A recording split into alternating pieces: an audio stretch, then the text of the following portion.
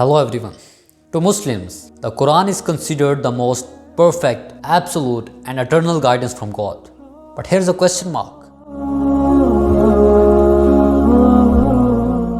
The Quran was revealed 1400 years ago today. Why God didn't give best of His revelation from day one to first of His messengers? Why the revelations given to Moses and Jesus, peace be upon him, were not declared final and absolute? Why God particularly chose 7th century for that? Why not 3rd, 4th or even 21st century? Didn't He himself, Nauzubillah, had the perfect guidance before? Let's analyze the divine wisdom behind it in a historical and scientific context. Scientifically, just as a child grows from infancy to childhood, adolescence and then adulthood, the humankind as a whole has gone through all these mental stages before reaching intellectual maturity.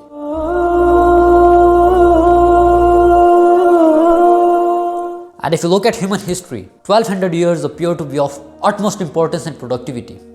It seems like during this period, the man had thought what he could think as a human being, and his intellect reached climax of its maturity.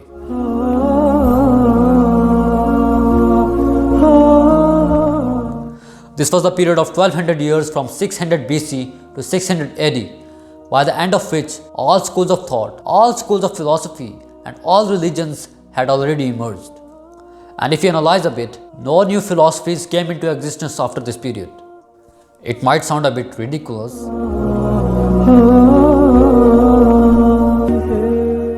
but the fact is that the many complex terminologies and names that are being used nowadays and are considered to be new philosophies of West, be it logical positivism or existentialism, these are actually nothing but the reiteration of old ideas with new labels.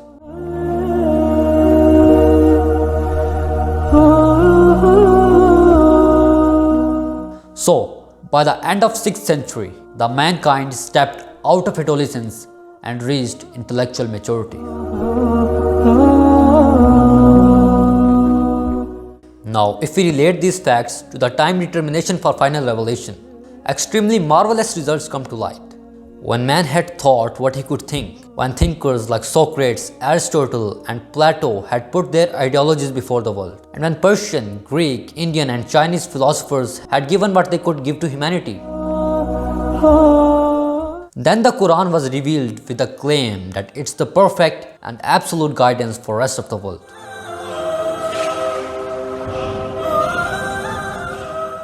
It can be better understood with an example. If you want to educate a child, you can't educate him without keeping his mental level in mind.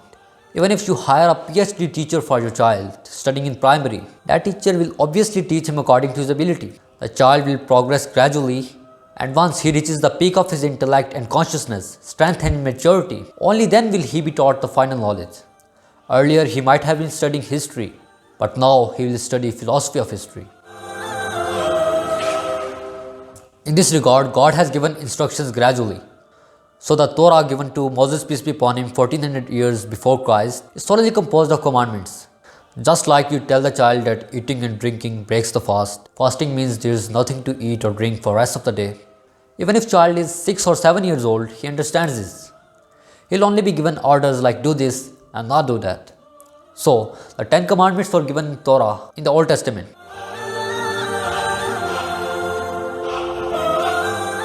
But for them wisdom was not told, because those commandments were for the man of 3,500 years ago today, and it was impossible for him to grasp the rationale of those commandments. After 1400 years, the Jesus was given Gospels, which primarily composed of wisdom. Although we don't have real preserved version of Bible today, but surprisingly, these words of Jesus are still present in the New Testament. Jesus says, "I still have many things to say to you, but you can't bear them now. However, when He, the Spirit of truth shall come, He will guide you into all truth." Jesus said, you can't grasp them now, as if 600 more years are required for your mental maturity. Actually, it was a prediction about Prophet Muhammad, peace be upon him. So the guidance completed in Holy Quran.